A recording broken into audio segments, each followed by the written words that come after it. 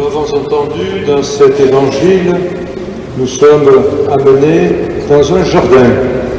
Voilà, c'est quand même très beau, reposant en même temps d'écouter ces paraboles, ces commentaires, en quelque sorte, ces fenêtres ouvertes sur un mystère. C'est ça la parabole qui nous sont données aujourd'hui dans l'évangile de Saint Marc.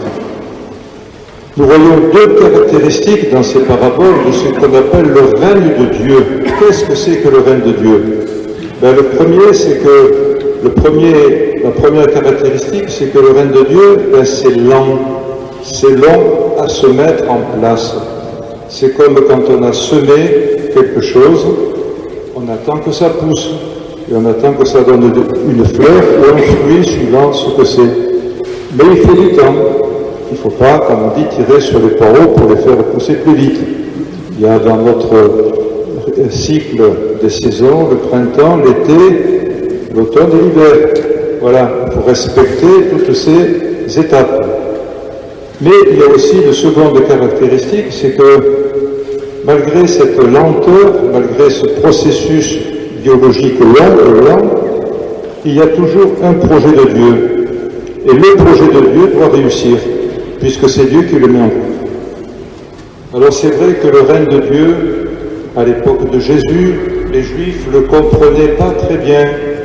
Mais est-ce que nous, aujourd'hui, nous le comprenons mieux? C'est pas sûr.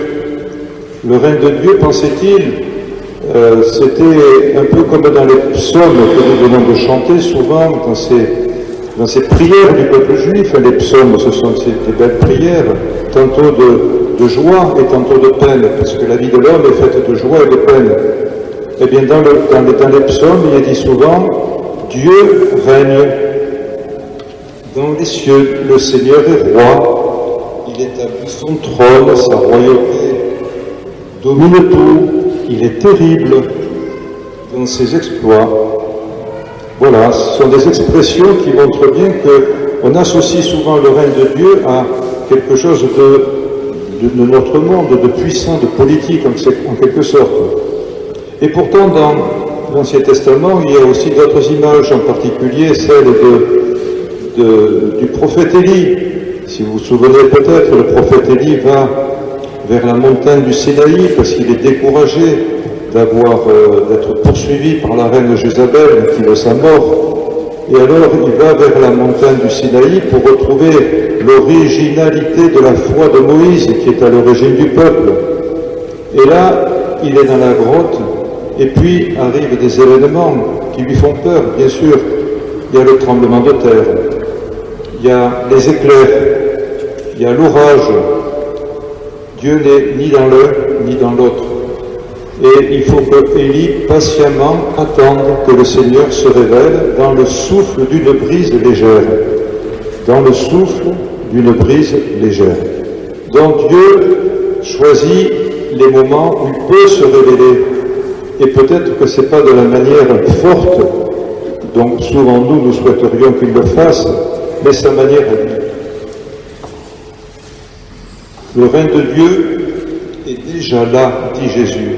Combien c'est difficile aussi à admettre, car notre monde ne va pas toujours très bien, nous le savons bien, nous sortons d'une époque difficile, quel sera l'avenir, mais nous avons le droit bien sûr d'espérer, et nous croyons que le règne de Dieu c'est le Seigneur qui est venu lui-même l'établir. Alors il faut accueillir cette parole de Dieu comme dans notre cœur, comme quelque chose qui va la faire grandir, comme quelque chose qui sera pas à notre pouvoir, une fois que nous l'aurons entendu, une fois que nous l'aurons comprise, une fois que nous l'aurons prié, alors probablement que la parole de Dieu portera du fruit. D'ailleurs, Jésus lui-même, quand il parle aux foules, je ne sais pas si vous avez remarqué dans les évangiles, il ne sait pas ce qui se passe dans le cœur des gens, comme moi je ne sais pas ce qui se passe dans votre cœur maintenant. Il ne le sait pas. Ce n'est pas pour autant qu'il va modérer son langage ou changer son message. Donc il a quelque chose à dire et il le dit.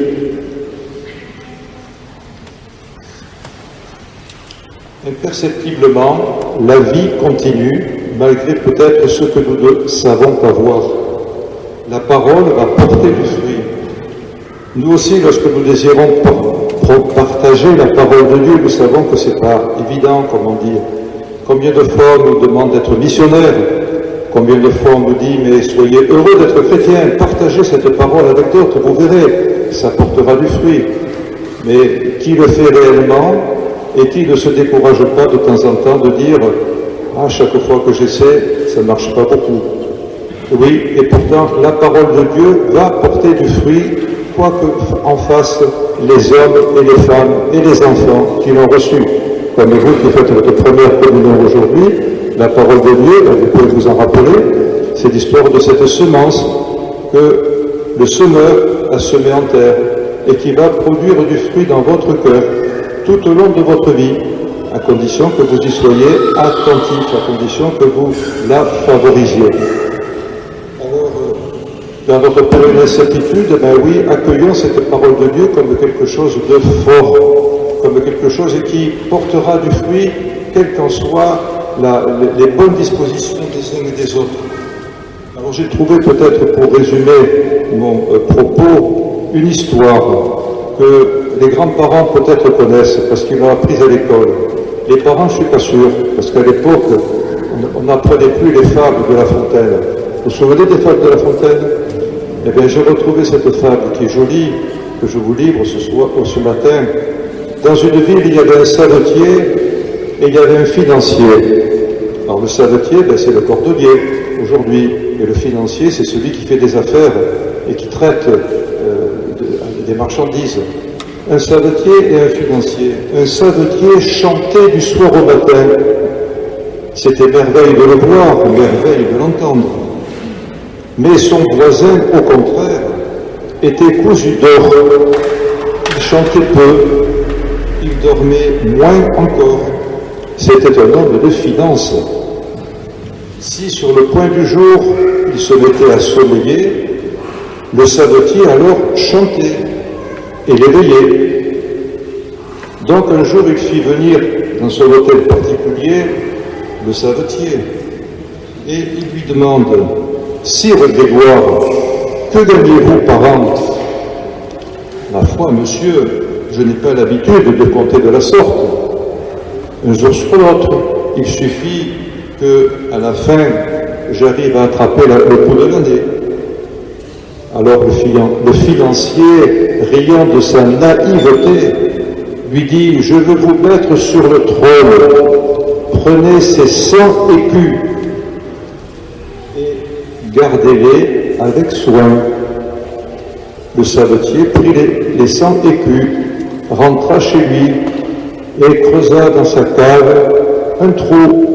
Il y ensevelit les 100 écus, mais aussi sa joie, car plus de chant, il perdit sa voix.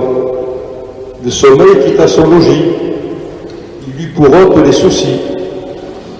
À la fin, le pauvre homme courut chez celui qui ne réveillait plus. Rendez-moi, dit-il, mes chansons et mon sommeil, et reprenez vos 100 écus. Voilà, je pense que c'est une histoire que l'on peut bien comprendre, que l'on peut bien connaître.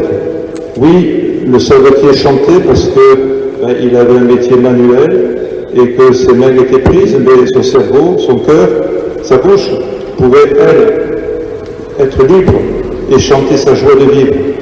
Alors c'est un peu cette joie de vivre aussi et de confiance en Dieu que je terminerai là-dessus avec ce petit épisode du pape Jean XXIII.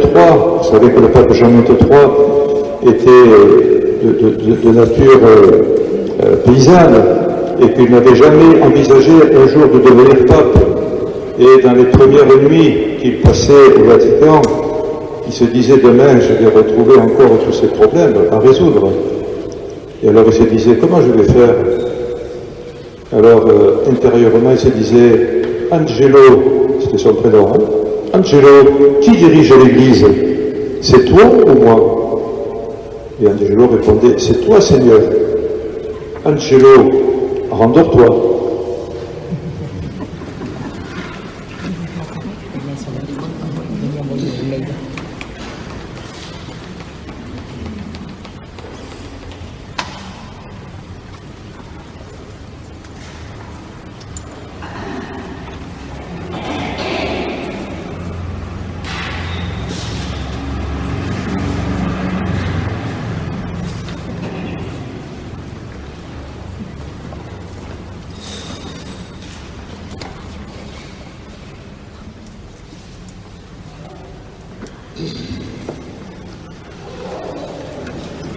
proclamons la foi de l'Église.